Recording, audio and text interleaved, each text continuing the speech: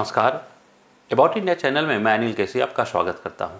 About India channel का वास्तविक उद्देश्य भारत की संस्कृति और उसकी विरासत से परिचय कराना, जिसमें हम मंदिर निर्माण शैलियों की चर्चा कर रहे हैं और उसके अंतर्गत हमने अपने चैनल में पहले से ही बेसर शैली के बारे में हम लोगों ने चर्चा कर रखी है और उस बेसर शैली के अंदर कई उपशैलियों की भी चर्चा हमने अलग अलग वीडियो में किया है और उसी के अंतर्गत हम लोगों की बेसर शैली के उपशैली की एक अंतिम कड़ी के रूप में हम लोग जो देख रहे हैं वह है होयसला। होयसला बेसर शैली जो है वह मंदिर जो बेसर शैली की उपशैली है। तो आइए हम लोग बेसर शैली की उपशैली के बारे में थोड़ा सा जो है वह जानते हैं। होयसला, तो सबसे पहली बात है कि होयसला जो है वह कहाँ थे। तो होयसला वंश का जो शासन काल है वह हम लोग यहाँ देख रहे हैं, जो मुख्य रूप से कर्नाटक, इसके अलावा कुछ पार्ट जो है वह आंध्र प्रदेश जो रायलसीमा का जो है वह प्रदेश है और कुछ जो है वह भाग तमिलनाडु यहीं पर जो है, लेकिन मुख्य रूप से कहाँ, तो कर्नाटक के ही क्षेत्र में जो है वह हम लोग तो मुख्य रूप से कर्नाटक में जो है देखें। इनका जो शासन काल है होयसला का वह है 11वीं से 14वीं सदी के मध्य शासन काल जो है वह हम लोग देखते हैं, जो हमें कर्नाटक के क्षेत्र में मुख्य रूप से मिलता है। अब होयसल शासक के जो मंदिर जो है वह हैं, वो मैंने कहा कि बेसर शैली के निर्माण को प्रश्रय दिया है और इसके पूर्व इसी क्षेत्र में चालुक्यों का शासन था। यानी आप जो है वह अगर चालुक्य उपशैली को जो है वह देखें तो उनका शासन क्षेत्र भी जो है वह यहीं लगभग जो है वह कर्नाटक क्षेत्र में था। तो इसका मतलब है, और चालुक्य जो है वह कब, तो वो होयसल के पहले ही समाप्त हो चुके हैं, पश्चिमी चालुक्य खास करके। तो पश्चिमी चालुक्य होयसल के पहले समाप्त हो चुके हैं और उसी भौगोलिक क्षेत्र में जो है वह चालुक्य के बाद कौन आ रहे हैं, होयसल आ रहे हैं। तो निश्चित है कि होयसल जो है वह ने जो मंदिर निर्माण किया, उस मंदिर निर्माण में चालुक्य के द्वारा जो मंदिर निर्माण हुआ था उसका प्रभाव जो है वह देखा जाएगा। और चालुक्य वंश के काल में बहुत ही बड़ी संख्या में मंदिर का निर्माण किया गया। तो जब बड़ी संख्या में मंदिर का निर्माण होता है तो वह कला शैली जो है वह साम्राज्य के क्षेत्र में जो मौजूद जो है वह कलाकार हैं उनके मन में रच बस जाता है, वहाँ के लोगों में रच बस जाता है, वहाँ की एक भौगोलिक विशेषता के रूप में जो है वह विकसित हो जाती है। और उसी क्षेत्र में जब होयसलों ने जो है वह निर्माण किया तो उसका इम्पैक्ट जो है वह इसके ऊपर देखा गया। इन्हें कलाकार आसानी से मिले। तो जिस क्षेत्र में, दरअसल कर्नाटक के क्षेत्र में सबसे पहले जो है वह चालुक्य मंदिर से निर्माण शैली आती है और चालुक्य मंदिर निर्माण शैली में क्या है, तो बेसर शैली है, परंतु नागर का प्रभाव जो है वह, यानी नागर यानी उत्तरी भारत की जो है वह जो शैली है उसका प्रभाव अधिक देखने को मिलता है। इसी क्षेत्र में जहां पर जो है वह होयसल यानी कर्नाटक के क्षेत्र में, उसी कर्नाटक में जो है वह होयसल जो है वह मंदिर का निर्माण होता है, चालुक्य मंदिर के बाद होयसल मंदिर का। अब यह भी बेसर शैली में, लेकिन यहाँ पर क्या हो जाता है कि द्रविड़ शैली का प्रभाव अधिक जो है वह हो जाता है। यहाँ हम लोग द्रविड़ शैली का, यहाँ नागर शैली का प्रभाव जो उत्तर भारत की शैली है और दक्षिण भारत की शैली द्रविड़ शैली है, इसका प्रभाव अधिक जो है वह हो जाता है। और इसी क्षेत्र में, उसी भौगोलिक क्षेत्र में फिर से विजयनगर का जो है वह विजयनगर मंदिर निर्माण शैली का विकास होता है। इसके बारे में भी सेपरेट वीडियो हमारे चैनल पर डाल रखा हुआ है, आप उसके बारे में वहां से जानकारी प्राप्त कर सकते हैं।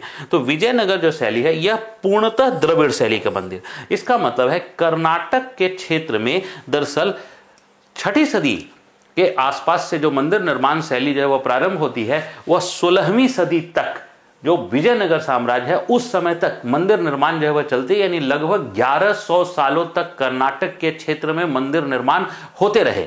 और इस मंदिर निर्माण में 3 प्रमुख रूप से जो है वह हम लोग शैलियों देखते हैं। चालुक्य शैली जो बेसर शैली है लेकिन नागर का प्रभाव अधिक, और उसके बाद होयसल जिसमें जो है वह बेसर शैली है लेकिन द्रविड़ का प्रभाव अधिक, और जो है वह उसी भौगोलिक क्षेत्र में फिर द्रविड़ जो है वह शैली का पूर्णतः विकास हो जाता है। क्यों? क्योंकि जिस काल में विजयनगर आते हैं उस काल में उत्तरी भारत में इस्लामिक शासन की स्थापना हो चुकी होती है, इसलिए मंदिर निर्माण उत्तरी भारत में नहीं हो रहे हैं।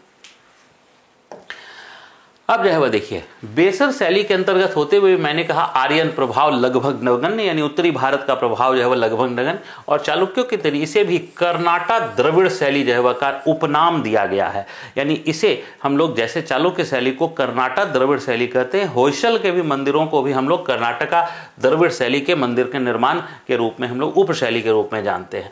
इसमें मंदिर निर्माण में शिखर का निर्माण विशिष्ट प्रकार का, यानी जो शिखर है, जो गर्भगृह के ऊपर का जो शिखर है वह अलग अलग प्रकार का और काफी विशिष्टता लिए हुए, भव्य अलंकरण और साथ ही उसमें विशिष्ट प्रकार की आकृतियां जो है वह बनी हुई हैं। यहां तक कि कहीं तिकोने, कहीं चौकोने, कहीं जो है वह दो कोने, इस प्रकार के जो है वह शिखर के ऊपर जो है वह प्रस्तरों पर प्रयोग किया गया है। इसमें मंदिर अलंकरण का, अब यहां तक कि जो है वह मैंने बताया है कि 11वीं सदी के बाद मंदिर अलंकरण यानी कि बाह्य हो या जो है वह आंतरिक, उस अलंकरण पर विशेष प्रभाव जो है वह विकसित हो जाता है और भव्यता जो है वह आने लगती है। तो यहां भी हम लोग जो देखते हैं उसमें भव्यता का प्रयोग मिलता है। और इसके प्रमुख जो मंदिर हैं उसमें हम लोग देखें चेन्ना केशव मंदिर जो बेलूर में है, और होयसलेश्वर मंदिर जो हेलेबीड में है, और उसके बाद केशव मंदिर जो सोमनाथपुरम में है।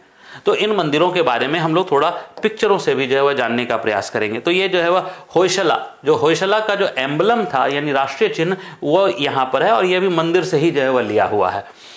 इसके बाद जो है वह होयसला में ही हम लोग ये देखिए सोमनाथपुरम का जो है वह मंदिर है, जो सोमनाथपुरम का केशव, ये भगवान शिव को समर्पित जो है वह मंदिर है। ठीक, इसके बाद जो है वह यहाँ पर ये बेलूर टेम्पल में ही जो है वह अप्सरा की मूर्ति है, और ये अप्सरा जो है वह क्या, तो दर्पण जो है वह देख रही है।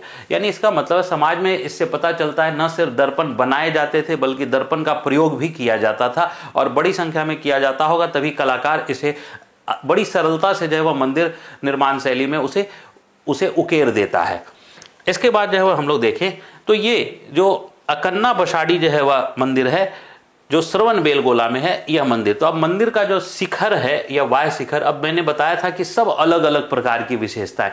तो ये मंदिर का वाय शिखर ये इस शैली के अलावा, होयसल शैली के अलावा किसी भी अन्य शैली में हमें इस प्रकार के शिखर नहीं देखने को मिलते। और यही कहीं केवल ऐसा नहीं कि एक ही प्रकार का शिखर, मैंने कहा कि कई प्रकार के शिखरों का प्रयोग किया है। आइए देखते हैं हम लोग यहीं पे। तो एक शिखर वो है, तो एक शिखर ये है। अब देखिए द्रविड़ प्रभाव जो है वह इसमें बढ़ता चला गया, क्योंकि द्रविड़ प्रभाव में जो शिखर यानी विमान जो थे, उन विमानों में बहुत भव्य अलंकरण है, वही भव्य अलंकरण हमें यहाँ भी देखने को अब मिलता है।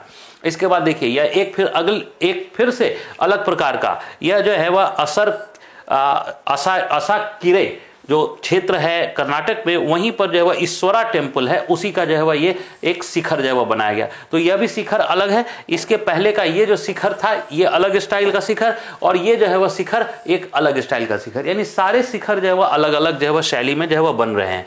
तो ये होयसलों की विशेषता है। होयसल में केवल हिंदू धर्म के मंदिर नहीं बने, कर्नाटक के क्षेत्र में जैन मंदिरों की भी जो है वह बड़ी परंपरा जो है वह विकसित हुई है, और श्रवणबेलगोला और उसके आसपास के क्षेत्रों में जो वह बहुत अधिक बड़ी संख्या में जैन मंदिर मिलते हैं। तो यहाँ भी हेलेबिद में एक जैन मंदिर जो है वह मिलता है। तो ये जैन मंदिर जो है ये एक अलग प्रकार का मंदिर है। इसमें भी हम लोग अब देखिए कि स्तंभ जो है बने हैं, तो स्तंभों में मूर्तियों आदि का प्रयोग नहीं किया गया है। स्तंभों को प्लेन रखने का प्रयास किया गया है। हालांकि यही जो जैन मंदिर के हमें देखने को मिलते हैं नागर शैली में जो है खास करके राजस्थान वगैरह में, वहां पर राजस्थान में, गुजरात में, वहां जो जैन मंदिर है वहां पर स्तंभों में पशुओं का प्रयोग जो है वह किया जाता है, लेकिन यहां पर पशुओं का प्रयोग नहीं किया गया है। इसके बाद अब देखिए यहाँ फिर से ये जो शिखर है एक पृथक प्रकार का शिखर है, जो नागेश्वरा जो है वह मंदिर के रूप में हम लोग देख रहे हैं। ये कहाँ, तो मोशाले में। तो मोशाले का ये मंदिर है, ये बिल्कुल अलग, यानी शिखर लगातार जो है वह क्या हो रहे हैं, बदल रहे हैं। शिखर लगातार बदल रहे हैं। हम लोग फिर से जो है एक व्यू देख लें। एक शिखर जो है वह यहाँ है, इसके बाद जो है इसी में एक शिखर ये है, दो, इसके बाद शिखर का ये तीसरा स्टाइल, फिर शिखर का चौथा स्टाइल, यानी लगातार ही जो है वह होयसल मंदिर में शिखरों को परिवर्तित किया गया, और इसमें बाह्य अलंकरण और आंतरिक अलंकरण दोनों का जो है वह विशेष ध्यान रखा गया। होयसल शासक को कहा जाता है कि होयसल शासक जब जो है वह समाप्त होते हैं, तो होयसल शासकों ने जो चालुक्य मंदिर निर्माण शैली को जो है वह आगे बढ़ाया था, उस चालुक्य मंदिर निर्माण शैली को जो है वह होयसलों ने और विकसित किया, और इसी होयसलों ने अपना और जो है वह जो कला है वह आगे जो है वह सौंप दिया जो है विजयनगर के शासकों में, और इस प्रकार कर्नाटक के क्षेत्र में मंदिर निर्माण शैली विजयनगर शासकों ने भी आगे बढ़ाया। तो होयसल मंदिर निर्माण शैली के बारे में हम लोग यहीं तक संक्षिप्तता से रखते हैं। तब तक के लिए आप सभी का धन्यवाद। जय हिंद।